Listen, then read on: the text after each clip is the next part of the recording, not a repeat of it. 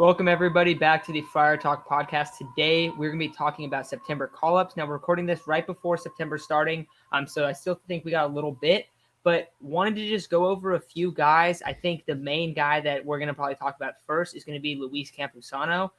He came up earlier in the year, struggled, got spotty plate appearances, didn't have a great chance, but he's been tearing up in AAA this year, and he's looked really good. So to start the conversation off, I'm going to hand it off to Javier, who is the host of Locked On Padres. Javier, you want to kind of say what's up to everyone and plug your stuff, and then let us know what you think about Luis Campusano? Yeah, man. Thank you for the invitation to do that. Yeah, I'm Javier, everybody. Last name Reyes. I host Locked On Padres podcast. I write about baseball a bunch every now and then. I'm on the interwebs at Javipeno. That's JAVIIPENO. You can check me out there if you'd like, for some good memes and stuff. And then at LO_Padres on Twitter for the show account. And also Just Baseball, great website. Check it out. I'm involved in it. It's very, very good. I'm doing pretty great, man. This is an interesting time. And it's, honestly, when you mentioned before we were in production, when you mentioned September call-ups, I kind of bugged out for a second. One, because I don't really have a definitive take on September call-ups. And two, more importantly, just that we're in September now. And that's, I know that time we've all agreed doesn't exist anymore after the last year plus that we've had, but it's still very, very weird. And I know we were talking about guys like Gore and Campusano and, I think we should call up Trey Turner. I hear he's pretty good in the, that's right. We traded for Will Myers. That's right. I forgot about that. But no, I'm curious to hear what you guys have to say, especially because I think that the Pods, it's not just the rotation. It's not just the offense. It's also the bullpen too. And I'd be curious to see what guys they bring in there. If they have anyone, they did trade, what's his name for Jake Marisnick, Anderson Espinoza, I think. So that was one guy that might have been interesting. Maybe, I don't know. I don't know about prospects half the time. And then, we lose Drew Pomeranz for the whole season, which I feel like hasn't been talked about enough, to be honest with you. And the Padres need a lot of reinforcements because we're going to talk about this in the next segment. Their chances are dwindling by the day to make the postseason, man. Yeah, so honestly, I like Campusano, but I'd probably leave him in AAA just so he gets at bats at this point. Just because, like we mentioned it, when he was up earlier in the year, he made a spot start every now and again. Maybe got 3 at-bats to 6 at-bats in a week just pinch hitting. And when you're only getting 3 to 6 at-bats a week in the majors, you're not going to get production. You're really not going to develop as a player. We saw it with Mejia, and we don't want to turn him to the same thing. Mejia is now doing a lot better because he's getting consistent reps with I believe the Rays now, and even Patino. Patino's doing a lot better. I mean, sad to let him go, but hey, you know what? We got Snell. May have not been able to say we were happy with him at the beginning of the year because he couldn't pitch on the road to save his life, but now we're here. He's been incredible this whole month. He's back to what some people say his 2018 version. So we have him, and so the only other outlier that we could go to is the bullpen. And I just think the Padres should call up 10 pitchers, maybe 5 position players, so I believe it gets expanded to 40-man.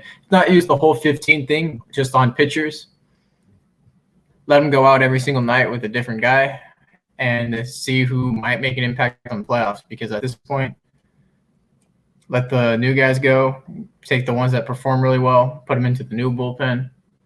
And if not, you just saved your bullpen a bunch of innings that they didn't have to eat through September. Yeah, so as far as I know, there's going to be two open roster spots going to go from 26 to 28. And I think the 27th, I know Chase thinks to leave him in AAA, but I think it has to be Luis Campusano. Reason being, I don't remember the last home run hit by a catcher. If you guys can name it, I'd love to hear it because I don't. Last one I remember is Victor Caratini's walk-off against the Reds. So there's clearly a power aspect missing from the catching standpoint in our lineup. And Nola's a great hitter. He hits for average really well, and he's been doing great ever since he came back. I believe in his last around 50 plate appearances, he doesn't have a strikeout. So I feel like he struck out against Aaron Nola, though. So I feel like that's a false fact, whoever said that. But he's had some really productive at bats, really And he's kind of changed the way the starting rotation is pitched. You saw him catch Blake Snell, and Blake Snell had his best outing. Joe Musgrove had an amazing outing with him as well. And you're kind of starting to see that even last year and this year, more starting pitchers in our rotation are starting to praise Austin Nola for how good he is at catching, calling games. So he's clearly making a difference in that department. But Victor Caratini doesn't really look like he's benefiting Darvish in any way except for knowing all his pitches. Not a good framer, not a very good hitter. Doesn't really hit for power right now. Liability in our lineup, and I like Victor Caratini. Like, he's been solid all year. He's been a solid backup catcher. That's all I really consider him, a backup catcher. I don't think he's a very good starting catcher. So if you're able to plug Campusano in one of those spots, whether it be to catch that fifth spot or maybe Chris Paddock, because he does have experience with Chris Paddock, I think that's beneficial. And regarding that other spot, I don't know if Dinelson Lamet's on the roster right now, but I'm assuming he would be that other spot. If not, we talked about Drew Pomeranz being lost earlier in the year, and you're kind of course, you're switching from a lefty to a righty, but you're going from one, outstanding bullpen piece to another outstanding bullpen piece. Different capacity with how they throw, the kind of pitchers they are, but both really good pitchers. Yeah, so looking at Luis Campusano, I do think that we should call him up. I know that I think one of the big issues would be, and we were talking, and Javier, you brought this up before we were recording, but not letting him have consistent at-bats is a question mark because that's what happened the first time around. So I think that is an issue. Isaac, I like what you were saying. I even think that you can keep Caratini on the roster. You can hold an extra catcher, have that as like your bat added, and then add a pitcher. You said it's 2 roster spots, right, Isaac? It's 26 to 28. I know that they get an extra guy that can come on during like double headers. I want to say it's something like that, some weird rule. But you're adding 2 guys. That's the hottest hitter right now, I feel like, in AAA. Looking at his numbers this year in AAA, he has 292 at bats. He's hitting 295, a 906 slugging, 15 home runs. And I know it's the park where you can rake at, but he's still a very good hitting prospect. We've been like waiting for him. He struggled a lot early on. So you look at those numbers, even when he got sent down to AAA, he struggled early on. So he's been even more on a tear lately. So I am in favor of bringing him there just because at the very least, you could have him catch Paddock, like you said, Isaac. You could have Caratini catch Darvish, and you could have Nola catch the other 3 days. And then you can have Campy as your first bat off the bench because I think he's probably there a lot of nights unless like Will Myers, like tonight, how Will Myers is on the bench. He's usually going to be that first guy off the bench, the best hitter off the bench. And I know he doesn't have experience, but I still think that he's a very talented player. And I think right now, I think that it brings a lot. If I'm going to look at another guy I want to bring up, I think I could talk about – there's a few guys I could bring up. So then that's one of the roster spots. If the second roster spot needs to be filled, we could talk about Mackenzie Gore. I still think it's going to be a little while, so I wouldn't guess on him at least initially. We've talked about him a little bit. Ethan Elliott, maybe that could be the case. I think most likely Reese Neer will get called back up, but maybe even a guy like Steven Wilson. And I wouldn't expect Adrian Martinez just because he's been struggling in his first 3 starts in AAA. But another guy you could even mention would be Kevin Kopps. I don't know how he's done, but he is in high A right now. Maybe he gets called up early. But Javier, any of those guys, what do you think about those guys? Any of them that you would like to see called up to fill one of those 2 roster spots? I mean, my one definitive take is that I would just leave Gore down there. I would just relax. I mean, this is also a guy who, I mean, it's also funny. I mean, granted, it's not great to always cite Padres Twitter as your evidence for, it can be a little bit of a generalization, but, everyone was freaking out because he got completely trashed at the beginning of this year in terms of AAA stuff. He had he had control to a degree, but he was giving up bombs every 5 seconds. It seemed like I was getting notifications about that. And he had this leg kick issue that he seems to have kind of gotten rid of, which is kind of interesting. And he's settled down a little bit, granted against a little bit lower competition, but even still, I just don't like the idea of he's bad. And then he doesn't pitch for like 2 months or whatever it was. And then he has like one good start. And then we're like, okay, bring him back up. That just seems like a little bit too desperate of a move. I'd much rather do a Reese Kinnear thing. And I know that doesn't excite people, but this isn't like about exciting guys.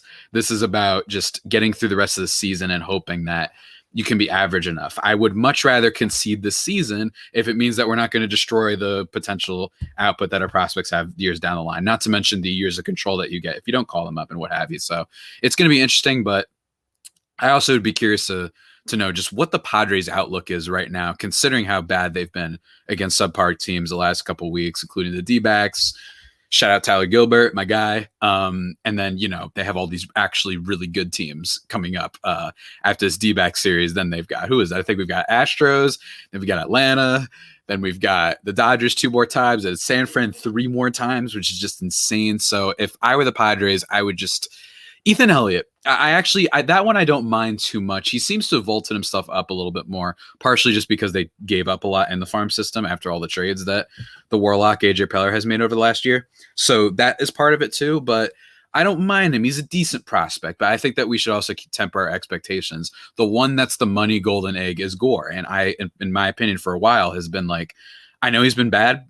I know he's looked like he's shown signs of being a bust, but trading him now or bringing him up now, you're either selling low on him or you're just potentially stunting yet another player. We can't have two things.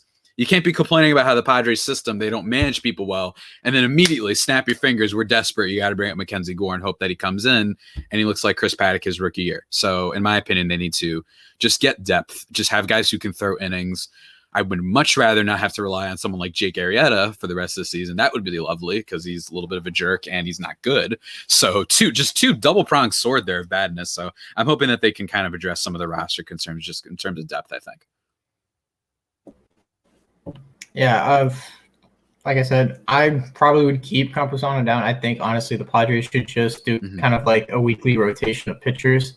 Call up 2 guys, 2 relievers, throw them in the bullpen, let them pitch every 2 days, 1 day, get them 3 or 4 innings, see how they do. If one struggles, send them down.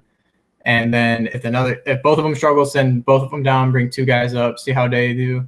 And if they do well, just continue along that path and see if they can overtake some guy in the bullpen and be like, this guy's a fresher arm. We need him right there. And it's going to be more interesting to see what they do with the roster because Lamet will be coming back. Arrieta is going to be coming back. So they could just take those 2 spots and we don't really have a September call-up, or they're going to send people down, and who are they going to send down, though? So it's kind of the thing. We have 2 pitchers coming back and 2 roster spots opening. And they may just end up just taking those 2 spots and we don't get a September call-up. Yeah, this is definitely going to be an interesting kind of day or 2. I don't know when they're going to call them up, but it's going to be pretty interesting to see. Dinelson Lamet is supposed to come back tomorrow. Everything's trending towards him coming back tomorrow in a bullpen capacity. Looks likely that it'll be 1 inning per outing. Could be 2. Who knows? I don't think it'll be beyond that. And like I said, I don't know if he counts as one of those roster spots, but I would assume that he will. So that really just leaves 1 roster spot. I don't think you can go wrong, whether it's pitching depth, Campusano, whatever it is. I don't think you can go wrong because you kind of need both. Now, of course, Chase brings up it'll be beneficial for Campusano for him to stay down in AAA, keep getting his at-bats. And I agree, it'd be great for him to get his at-bats. However, I just want to see, because earlier in the year he did struggle at the major league level. So maybe now he's a little more ready, and maybe it won't be a decision that the Padres would regret. Now, the one downside of Campusano, of course, we can look at his upside at the plate and be excited. However, his defensive downside, it doesn't look like he's great at calling games, so it looks like he needs to improve on that. And throwing out runners, he wasn't very successful on that earlier in the year also. Has a strong arm, but not very good at throwing out runners. So, a couple things for him to improve on, but at the plate, he'd be beneficial for us. And, going to be interesting to see who we bring up. So I think I would probably rock with Campy in one of my spots. I understand not wanting to go with him and going with 2 pitchers. I wouldn't be upset about that. But I think I would probably go with Campy. And then in the other spot, I would go with one of 2 guys, Reese Kinnear, or I would go with someone a little bit interesting, but we did bring him up after the MLB draft, and that would be Kevin Kopps. Just looking at his numbers right now, he's pitched 8 times, pitched 8.2 innings, and he gave up, I think it was 1 run in rookie ball, and he's pitched 4 different outings for an inning each in high A, and he hasn't given up a run, and he has given up 1 hit, struck out 5, walked 1. I know it's not a big sample size, but he's the pitcher of the year. He's like 24, I want to say, a little bit older. He has a lot of experience. He has that experience in multiple roles. He could potentially come in and fill one of those bullpen spots like you were talking about, Chase. And when you're looking at the bullpen, a lot of these guys, it seems like they're just dead tired and they're underperforming right now, which we've talked about. I mean, regression makes sense if you're throwing as many innings as they've had. But why not give him a break, see what Kevin Kopps has? There's a very good chance he comes out here and he is successful. So I would vouch for him as well. But I think that's going to do it for this segment. If there's anyone else that we didn't mention and you guys are thinking about them, please comment and let us know. And also send your 2 guys in too. And I want to see what you guys have, because I think a lot of people want to see Campy, but I think a lot of people will also like the 2 pitcher, going that direction just because they desperately need pitching. So that's going to do it for today's episode. Thank you guys, and we'll talk to you very soon.